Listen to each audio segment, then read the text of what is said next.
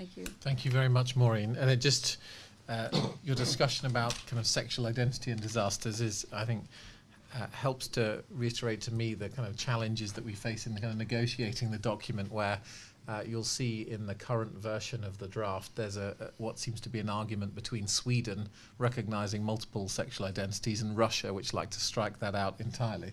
But we've got that kind of tension in lots of areas of this document. Let me move on, encouraging our remaining panellists to be as brief as they possibly can be, obviously recognising the richness of their commentary. Claire, should we start with you? Claire is basically leads the work on disaster risk reduction at HelpAge. Yeah, so I'm going to be talking very briefly about older people and disaster risk reduction. So just to kick off, in the coming century, we'll be presented with two major trends globally. Mike, sorry. The first one will be a demographic shift. There will be more people globally, there will be urbanising, and importantly, there'll be ageing. There'll also be increasing disaster exposure, with climate change, increasing complexity and economic development, and greater environmental resource burden and biodiversity loss will also have increasing exposure to disasters. So when you bring these two trends together, in the coming century we'll have more older people exposed to greater disaster risk across the world, and most prominently in Asia. Today, people over 60 contribute 11% to the global population, but by 2050, not this year, that will have doubled to 22%. That's 2 billion people globally. Populations are ageing most rapidly in developing countries, which we know are going to be the most exposed to disaster over the coming century. However, it's not all bad news. This growing exposure of greater numbers of older people doesn't necessarily have to mean greater emerging risks if we can have better inclusive DRR and hopefully a framework that can reflect that. So older people, they tend to be more vulnerable to disasters due to a lack of inclusive disaster risk reduction and planning. Their physical and mental situation themselves doesn't make them vulnerable, but the lack of attention to those issues in the response to that is what makes them vulnerable. Poverty, lack of access to employment options. Very few countries, especially in the developing world, have any kind of social pension, so they're often among the most poorest. They also tend to be employed in more risky occupations such as informal sector and agricultural-based livelihoods. They're often neglected, where resources are scarce, older people are not always prioritised. Isolation, contrary to many common assumptions, older people are not always cared for by the family, and this is often due to migration or reduction in family sizes. They also, many older people tend to have some level of disability, so that can make them dependent on other people in terms of whether it's sight, hearing, mobility, all different issues around that. They also often carry a double care burden as well. They often need care in some way, but they are often carers for grandchildren and other younger people, whether this is in just day-to-day life or due to migration or death within the family. They also tend to have reduced social status, isolation, neglect, and they find it quite difficult adapting to new situations and disabilities. So all of these things kind of conflate together to put them in a situation that's already at high risk. And then within the emergencies themselves, often nutrition and health responses don't respond to older people's need due to them being quite invisible. So HelpAge has been promoting within the new HFA a more inclusive approach to DRR, which incorporates older people along with other at-risk people.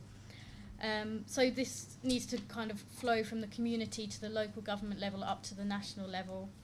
But older people are not only vulnerable and they're not only people who should be planned for, but be planned with. We're also calling for them to be seen as knowledgeable, experienced individuals that can take care of themselves if they're enabled to, and empowered to take on a role in DRR.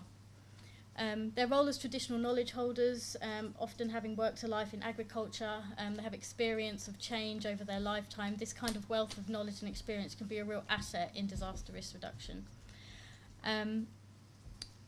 So we were also calling for there to be much greater age and sex disaggregated data, just like many other people are, At the moment, we've got very, very few examples where we can actually see the impact that disasters have on older people.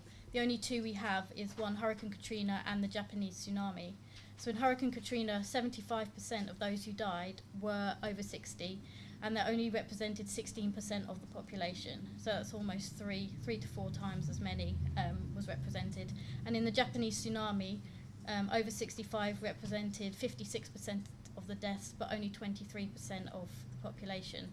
So these two examples come from some of the countries with the best disaster risk planning that we have, and it still shows that this inequality and people being left behind are often old. In terms of the zero draft, it's made really good efforts to include sex and age disaggregated data within the principles, and it's definitely moving in the right direction for that. However, the targets still fail to mention it as a requirement within the targets and monitoring of the framework, which is a massive gap at the moment. HelpAge sees this as an extremely important amendment if principles are to be translated into direct action, and we can actually start seeing some more data like this coming out, which can elicit people to actually take action within their planning to ensure these figures can be reduced. We also think it's vitally important that you not only monitor the impact of disasters on older people, but also what initiatives are taken within governments and within society to actually protect older people, and for those lessons to be shared so that good practice can be kind of shared more globally and taken up. In terms of further recommendations, we've also said that it would be really helpful within the lifetime of the framework for some level of global assessment report that can actually collect together all of the data that has been produced, the good practice around the world, and to produce reports on a 3-year basis or something along these lines that actually brings this together and can show where we are globally in terms of an inclusive approach to disaster risk reduction. We've also were very happy to see within the new framework an attention to social safety nets and social protection. However, more of an emphasis on this, especially with regard to older people and their access to social pensions and social protection, is really needed to be brought out slightly more. We also felt there was a bit of a lack of focus within the new framework on displacement, as that's a characteristic that crosses a lot of boundaries. HelpAge has found that issues of older women and displacement are not well articulated within the draft, and we've also seen that the disproportionate impact that displacement can have on older people. They were found that 3 times higher rate of psychological distress in displacement compared to any other age group, which was found in a recent study in Jordan and in Lebanon. In terms of emerging risks, we also felt that the framework was quite static. It wasn't looking at the kind of future trends that were going to be affecting the world in terms of disaster risk. So from our perspective, ageing, increasing numbers of older people, especially in some of the most exposed areas to disasters. It wasn't looking at increases or changes in disasters and what they might look like in the coming century, and having some kind of principle to try and address that as well. So finally, just because I'll try and be really quick, HelpAge this year was delighted that the International Day for DRR was focused on older people with the theme Resilience is for Life.